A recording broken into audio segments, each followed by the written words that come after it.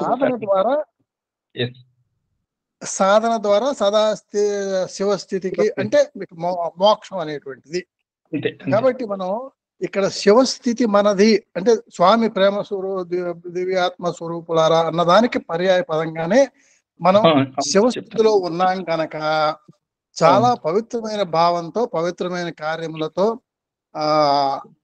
ఉండవలసి ఉంటుంది. Next level conclude చేసుకోవడానికి మొత్తం ఉదాత్తమైన అవకాశం అది గమనించుకోవాలి అని ఒక హెచ్చరిక అనిపించేటట్లుగా చెప్పారు సాయిరాం. కరెక్ట్, హెచ్చరిక.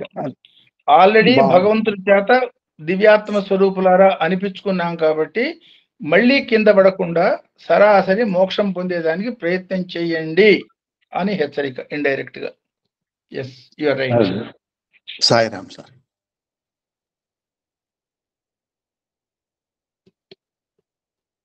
పైనుంచి కింద పడటం ఎప్పుడు తేలిక, కింద నుంచి పైకి పడటం ఎప్పుడు ప్రయత్నం కావాలి. అంతే అంతే సాయిరాం. సాయిరాం సార్. గురువు గారు ఒక్క నిమిషం సార్. మీరు మొట్టమొదట సంపత్తు ఆరోపము సంవర్తము అధ్యాస అన్నారు. అంటే వీటికి కొంచెం వివరణ ఇస్తారా కొద్దిగా? సంపత్ అంటే ఏమిటి, ఆరోపము సంవర్తము అధ్యాస, ఒక సూక్ష్మ వివరణ. లే కరెక్ట్. ఎందుకంటే ఈ 4 కూడా ఈ సాధనా స్థాయిలో ఆ పేరుతో మనం చెప్తాం యూజువల్ గా అంటే ఇప్పుడు అనేక రకాల సాధనలు యోగం ఉంటాం, జ్ఞానం ఉంటాం. ఇప్పుడు ఈ పేర్లు ఏది చెప్పినా సరే టెక్నికల్ గా ఒక మాటలో మనం చెప్పాలంటే ఆ 4 పేర్లతో మనం యూజ్ చేస్తాం. సంపత్తు,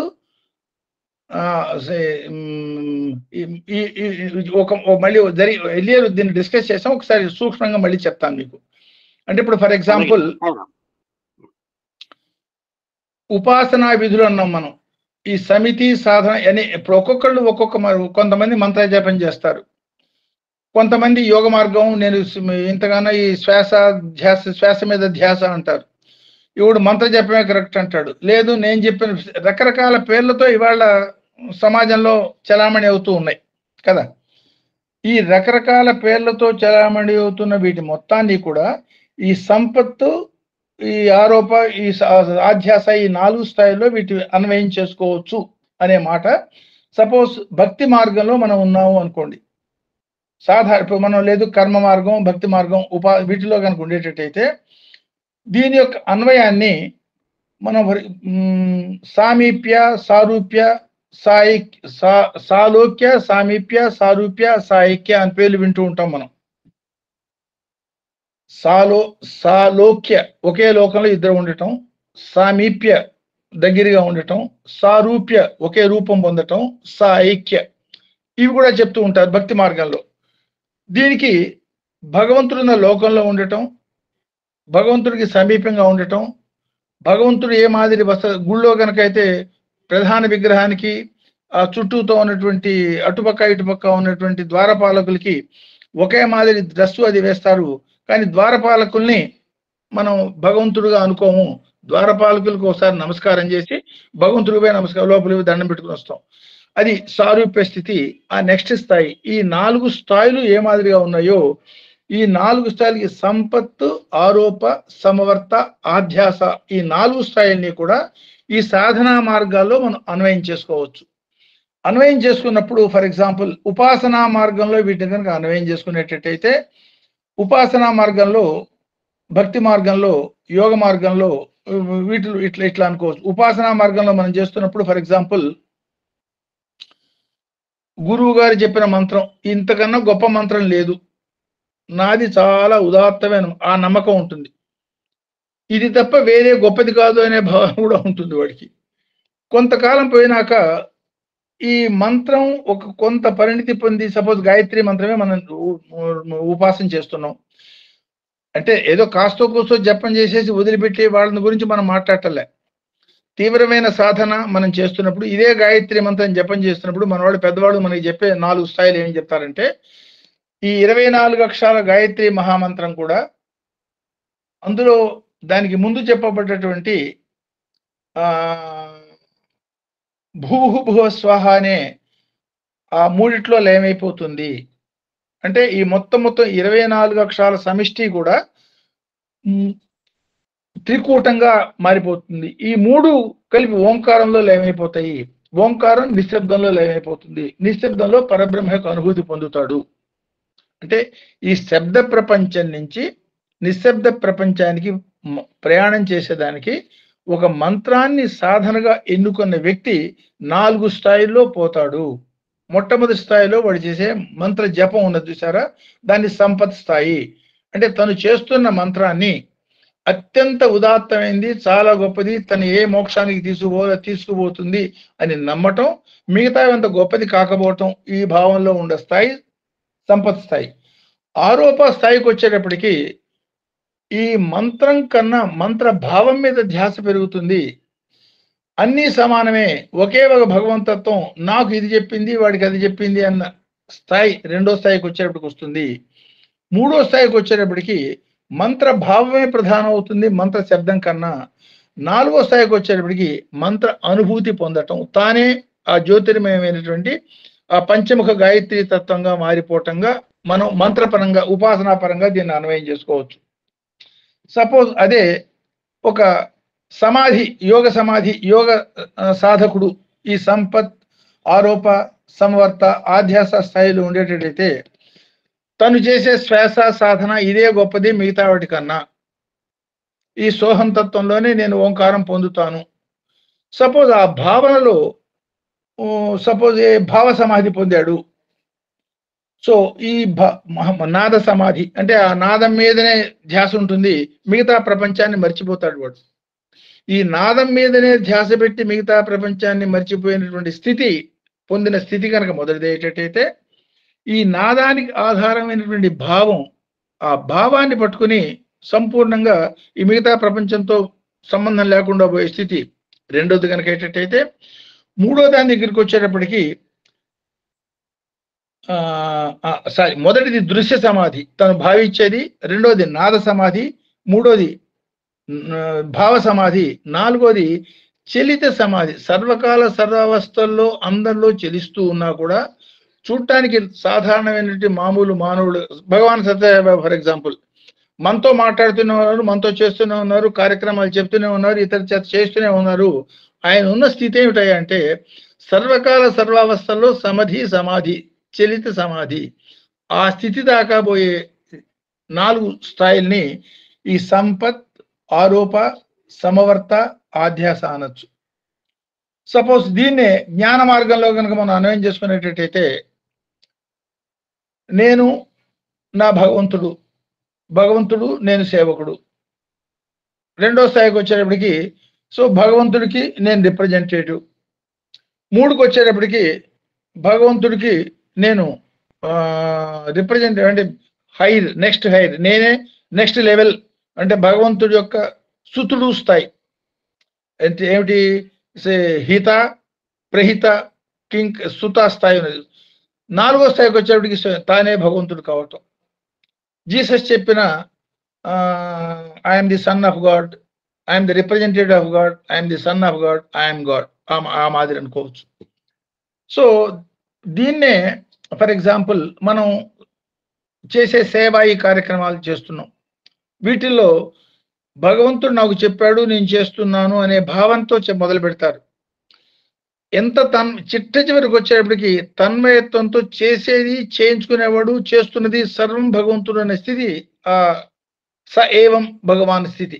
అట్లా పేర్లు అనేక రకాలైన మార్గాలు చెప్తున్నాం. భక్తి మార్గం ఉంటుందో, జ్ఞాన మార్గం ఉంటుందో, కర్మ మార్గం ఉంటుందో, జ్ఞాన మార్గం, ఈ రకరకాల మార్గాలు చెప్పినా కూడా ఈ 4 స్థాయిలు మాత్రమే ఉంటాయి.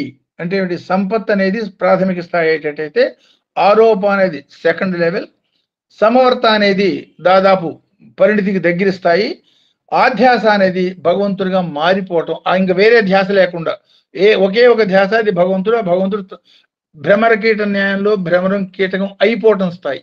ఆ మాదిరిగా వీటిని మనం అన్వయం చేసుకోవచ్చు. సార్ కొంచెం కష్టం, క్లిష్టంగానే ఉంది సార్ ఇది కొంచెం. అంటే ఇవి టెక్నికల్ టర్మ్స్. అది 4 రకాల స్థాయి. ఇప్పుడు ఫర్ ఎగ్జాంపుల్ 4 బాణాలు మనం చెప్పాం మొట్టమొదటి మంత్రంలో. సింపుల్ గా చెప్తాను, అది గుర్తుంటుంది తేలిగ్గా. ఈ 4 బాణాల్లో మొట్టమొదటి బాణం ఎక్కడికి, దేనికి నమస్కారం పెట్టాం? మొదటి నమస్కారం 4 స్థాయిల్లో బాణానికి నమస్కారం చేశాం. ఎందువల్ల? బాణం మన్ని పోయి గుచ్చుకోబోతోంది, బాణం మూలంగా నాకు ఇబ్బంది కలగబోతోంది. బాణం కాదు సుమా, బాణం నన్ను ఏం చేస్తుంది? బాణం ధనస్సులో లేకపోతే బాణం ఏం చేయదు. ఓహో, ధనస్సుకు నమస్కారం అంటే బాణం నన్ను దెబ్బ కొట్టాలంటే దానికి ధనస్సు కావాలి, అంటే బాణానికి కారణం ధనస్సు. 3వ స్థాయికి వచ్చేటప్పటికి ఆ ధనస్సుని ఎక్కువ పెట్టాలంటే బాహువులు కావాలి, అది 3వ స్థాయి. అంటే కారణానికి కారణం, ఆ కారణానికి మళ్ళీ కారణం. వీటన్నిటికీ మూల కారణం రుద్రుడు, రుద్రుడు యొక్క భావం. అంటే ఏమన్నమాట? రుద్ర సంకల్పానుసారం ఇవన్నీ జరుగుతున్నాయి కాబట్టి రుద్ర సంకల్పం దారాక మన భావాన్ని తీసుకుపోవటం సాధనలో. అంటే చూడటానికి సపోజ్ లౌకిక జీవితంలో మనం అనేక కార్యక్రమాలు చేస్తున్నాం. ఎవడో ఏదో మనం మాట అన్నాడు, మనం ఏమనుకుంటాం? వాడు నన్ను మాట అన్నాడు.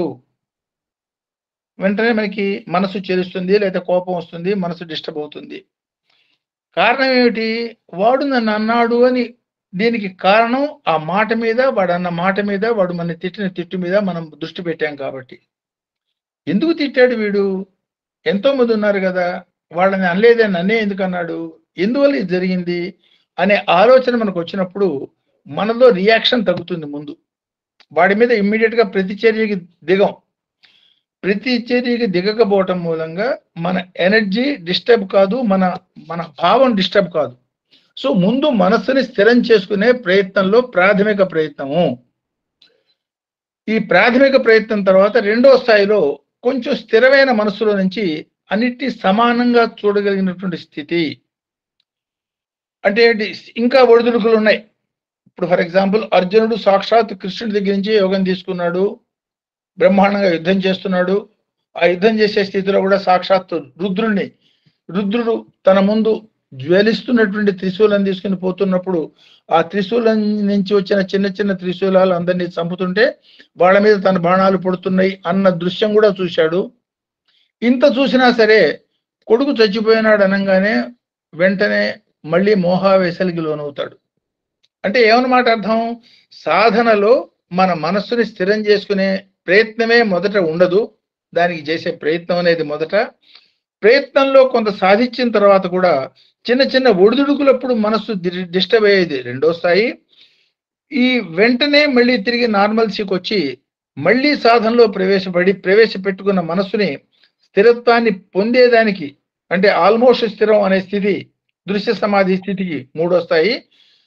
4వ స్థాయికి వచ్చేటప్పటికి మనస్సు అనేది దాదాపు లేకుండా పోయే స్థితి ఆధ్యాస స్థాయి. ఇదంతా మనసుకి సంబంధించింది కాబట్టి మనస్సు యొక్క కంట్రోల్లో ఉంటూ చేసే కార్యక్రమాలు, మనస్సుని మచ్చిక చేసుకునే ప్రయత్నంలో చేసే కార్యక్రమాలు, మనస్సుని స్వాధీనం చేసుకునే కార్యక్రమం, మనస్సుని లేకుండా చేసే కార్యక్రమం, ఈ 4 స్థాయిలుగా మనోపరంగా ఈ 4 మాటల్ని సంపత్తు, ఆరోప, సమవర్త, ఆధ్యాస అంటే పేర్లవి. ఇవన్నీ మనస్సుకు సంబంధించినవే. మనస్సుని స్థిరం చేయటమే అల్టిమేట్ గోల్. స్థిరమైనటువంటి మనస్సులో ప్రతిఫలించే జ్యోతిర్మయ తత్వమే ఆత్మ. ఒకసారి మనసు స్థిరంగానే మనస్సు దాదాపు లేకుండా పోతుంది. కారణం ఆ జ్యోతిర్మయ ప్రకాశంలో మనస్సు అనేది ఉండదు. అట్లా దీన్ని అన్వయం, అది తేలిక గుర్తుపెట్టుకోవటం. వీటికన్నా మనస్సుని స్థిరం చేసుకునేదానికి 4 స్థాయిలు. ప్రథమ కారణంతో డిస్టర్బ్ కాకుండా ఉండటం అనేది మొదటి మెట్టు. సాయిరామ్ సార్, హృదయపూర్వక నమస్కారాలు. మీరు సాలోక్యము, సామీప్య, సారూప్య, అంటే సాలోక్యం అంటే ఇద్దరు ఒకే లోకంలో ఉండడం, అంటే భగవాన్ మనం అదే ఒకసారి క్లియర్ చేసుకుంటాం సార్. స్వామి మనం ఒకే లోకంలో ఉన్నాం.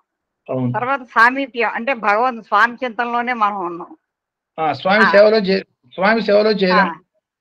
ఆ తర్వాత సారూప్యం అంటే ఆ శ్రీరామచంద్రమూర్తి భరతుడు ఒక రూపంగానే కనపడ్డాడు. Almost yes. మనం వైట్ డ్రెస్ వేసుకుని ఆయన కార్యక్రమంలో ఆయనకి రిప్రజెంటేటివ్ గా తయారైనాం. తర్వాత సాయుధ్యం అంటే ఇంకా ఒకటైపోవడమే. అంతే. Thank you so much. సాయుధ్యం రెండోది లేదు, ఇంకా రెండోది లేని స్థితి. ఓన్లీ వన్ గాడ్, మళ్ళీ వన్ ఏకోహం. Sairam. Thank you so much sir. Sairam. నమస్కారం అండి. ఈ రోజు దాంట్లో సమితి గురించి చక్కటి సావధాన పరిచేటువంటి ఎక్స్ప్లెనేషన్ చాలా కాలం తర్వాత మన సమితి మనం ఎందుకు చేరతాము, సమితిలో ఇండివిజువల్ సాధన కన్నా సమితి సాధన ఎలా ఉన్నత స్థితికి తీసుకెళ్తుంది, సమితి ఆవశ్యకత ఏమిటి, నేను ఇంట్లో చేసుకుంటే సరిపోదా, ఇలాంటి వివరణలన్నీ కూడా ఈ రోజు మరి అనుకోకుండా వచ్చినట్లుగా అనిపించింది నాకు దీంట్లో చెప్పడంలో. మంత్రంలో సభ అన్నారు కదా, ఆ సభ అనే దాంతో సమితి మొత్తం అంతా కూడా సమితి మీద అవగాహన చాలా తెలిసినాయి స్వామి సాయిరామ్. ఈరోజు ఈ సమితి అనేది వివరణ కూడా మాకు ఇది తెలుసుకోవాల్సిందని తెలియజేశారు. నెక్స్ట్ మంత్రంలో కూడా ఏమవుతుందంటే, నెక్స్ట్ మంత్రం కూడా కుడిడంగా దీని కంటిన్యూటీ కనబడుతుంది మనకి. నెక్స్ట్ మంత్రంలో మనం అశ్వేభ్య అశ్వపతిభ్య, అశ్వాలు అంటే ప్రాణశక్తులు, ఈ ప్రాణశక్తులు సమన్వయం, ఆ మాదిరి ప్రాణశక్తుల సమన్వయం కాబట్టి ముందు శరీరంలో శక్తులు సమన్వయం కావాలి. అందువల్ల ఈ 4 మంత్రాలు ఒక యూనిట్ గా తీసుకుని ఈ 4 మంత్రాల్లో 16వ మంత్రానికి వచ్చేటప్పటికే సభాపతి అన్నారు. ఈ సభాపతి తర్వాత అశ్వభ్యో అశ్వపతిభ్య అంటాడు తర్వాత మంత్రంలో. అంటే చూడటానికి చాలా సింపుల్ గా ఏమిటి మంత్రాలు అన్నట్టుగా ఉన్నాయి అవి. వాటిని చూస్తే లోపలికి పోతే అక్కడ సముద్రం కూడా వాటికన్నా లోతు తక్కువ అనిపిస్తుంది.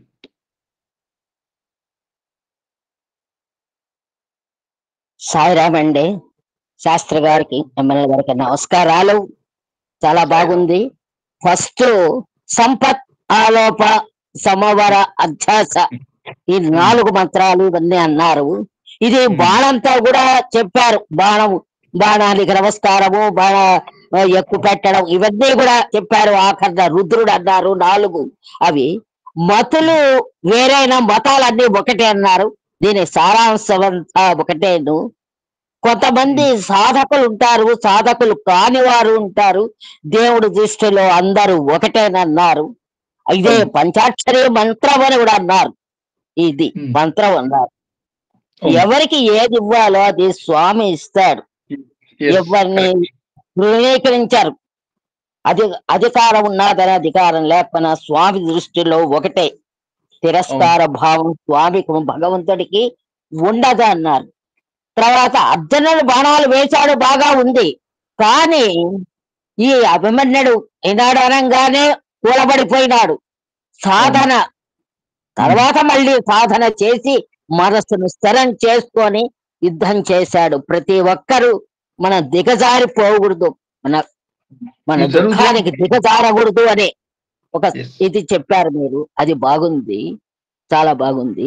ఈ లగ్జరీ లైఫ్ గురించి కూడా చెప్పారు. ఆ లగ్జరీ లైఫ్ లో ఆనందం ఉండదు, కానీ దానికి లగ్జరీ ఉండకపోయినా ఆనందం కోసం ప్రయత్నించాలి, కానీ మనం లగ్జరీ కోసం కాదు అన్నారు. ఒక మాట అన్నారు. అది చాలా బాగుంది, ప్రతి ఒక్కరికి అన్వయిస్తుంది. భగత్ పరంగా అతడు తాత నాకు 3 ఏళ్ల వయసు అన్నాడు. అదేంది 3 ఏళ్ల వయసు అన్నాడు మనవుడు.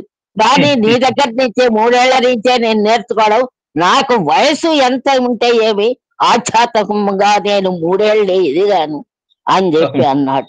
ఒంటరిగా చేసే సాధన కన్నా సమిష్టిగా చేస్తే సాధన ఎక్కువ ప్రయోజనం. సమిష్టిలో ఎంతో మంది ఉంటారు, సత్సంగాలు జరుగుతుంటాయి, అవన్నీ విని మనం సాధన చేసుకోవచ్చు. ఒక్కరు కూర్చొని ఏ సాధన చేసుకుంటారు? చేసుకోవడం కష్టం. ఈ అనంతమైన విశ్వమే చైతన్యము అన్నారు. ఒక అతను సాధకుడు ఒక తోటను పెంచాడు అన్నాడు. ఆ తోటను పెంచిన వాడిని ఇంకో అతను వచ్చి చాలా బాగా పెంచావు చేశామనగానే తానే పొగుడుకోవడం మొదలు పెట్టాడు. నేనే చేశాను అని అన్నాడు. కానీ అది భావన ఎవరికి అది మంచిది కాదు. మనం ఏం చేసేది? అదంతా భగవంతుడు చేస్తాడు. సభాపతి అన్నారు. ఆధ్యాత్మిక స్థితి అంతం ఉండదన్నారు. దానికి అంతమే ఉన్నది. అది మనతోనే ఉంటుంది. మన జీవన ప్రయాణం ఎప్పుడు చివరైతే అదే అంతం అవుతుంది. అదే అంతం. ఆయనలో కలిసిపోతేనే, భగవంతుడిలో కలిసిపోతేనే. అదే అంతే. అంతవరకు మనం ఆ సాధన చేస్తూ ఉండాల్సింది. ఈ సత్యసాయి సేవా సమితి అనే దాని కూడా నిర్వచనం చాలా బాగా చెప్పారు. సత్యాన్ని అనుభవించేది దానికి మానవ ప్రయత్నం చేయాలి. మానవ ప్రయత్నం చేస్తేనే సత్యం సాధన అవుతుంది. ఇవి చెప్పారు. ప్రయత్నం చాలా ముఖ్యమన్నారు. సమిష్టి పురోగతి అన్నారు. దానికి మీనింగ్ సమితి. 7 సభ్యులు ఉన్నా అది సమితి. అది 7 ఉన్నారే గాని దాంట్లో ఎక్కువ బలం ఉంటుంది. 1,00,000 మంది అనవాస వేరవర సమితి ఉన్న దాంట్లో ఎక్కువ బలం ఉండదు. కొంచెం మంది అయినా కూడా దాంట్లో మంచితనము మంచి ఇది ఉంటే అటువంటి అదే సమితి, అది సమిష్టి. చిదంబరం అన్నారు. చిత్ అంబరం అంటే ఈ అసలు ఇది కూడా ఆకాశానికి అంటుంటుంది గాలిగోపురం. అందుకనే చిదంబరం అన్నారేమో అని అనిపిస్తుంది. అటువంటి ఆ గాలిగోపురం అది చాలా బాగుంటుంది.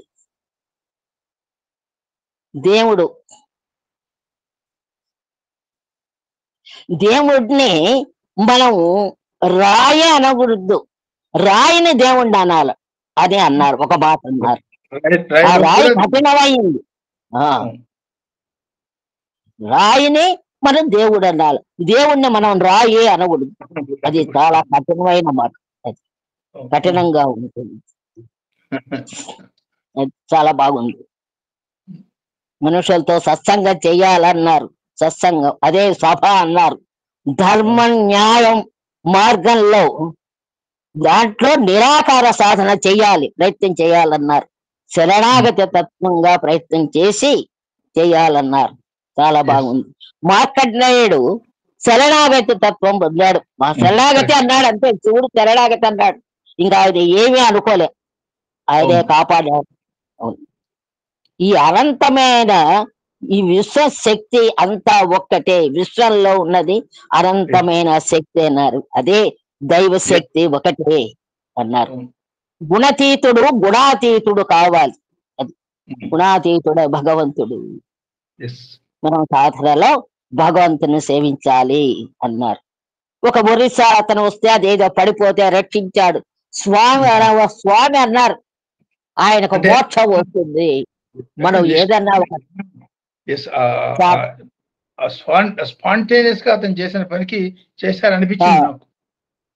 అదే స్వామి అతనికి మోక్షం వస్తుంది అన్నాడు. అటువంటి త్యాగంతో చేసిన ప్రతి ఒక్కరికి కూడా మోక్షం వస్తుందని స్వామి నిస్వార్థంగా చేసే సేవలో చాలా మోక్షం వస్తుంది స్వామి వారు అన్న మాటలు చాలా సంతోషం అండి. చాలా బాగుంది. సాయిరామ్ అండి. Sairam. Any other points, any other discussion? Shastri గారు చాలా అద్భుతంగా ఉందండి. ఇవాళ రుద్రం బాగుంది సార్. మీరు హృదయపూర్వకం మీ అందరికి, మీకు మా అందరి తరఫున, మా ఎమ్మెల్యే గారి దంపతుల తరఫున ఈ రుద్ర ప్రవచన కర్తగా మీరు మంచి భావాలు ఆవిష్కరింపజేసినందుకు, లౌకికము అలౌకికమైనటువంటి విషయాలు కూడా దీన్ని జోడించి రుద్రంలో మేళవించి మమ్మల్ని అలరింపజేసినందుకు మీకు ఇవే మా హృదయపూర్వకమైనటువంటి కృతజ్ఞతాభివందనాలు. మళ్ళా వచ్చేవారం మళ్ళా ఇంకొక క్లాస్ అడిగారు సార్ మా గురువు గారు. ఎనీ టైం అదర్ మీకు రేపు లేడీస్ డే కాబట్టి రేపు కాదు, ఎనీ టైం ఈజ్ ఓకే. 20వ తారీఖు అవకాశం ఉంటుందో అడగమన్నారు సార్. 20వ తారీఖా? 20వ తారీఖు ఖాళీగా ఉంది సార్. ఏ వారం అది? 20వ తారీఖు అంటే బుధవారం సార్. బుధవారం. Okay, welcome. నేను ఊళ్ళోనే ఉన్నాను. ఒక్కసారి మళ్ళీ గురువు గారు సంప్రదిస్తారు సార్, కన్ఫర్మ్ చేసుకుందాం. అట్లాగే, no problem. Any time is okay. Any day is okay. అంటే మొన్న నేను అప్పుడు 17 మంత్ చెప్పుకుందాం. మొన్న బకాయిని తీరుద్దాం సార్. అది తప్పకుండా. సార్ సాయిరామ్, హృదయపూర్వక ధన్యవాదాలు సార్. సాయిరామ్. అందరికీ నమస్కారం.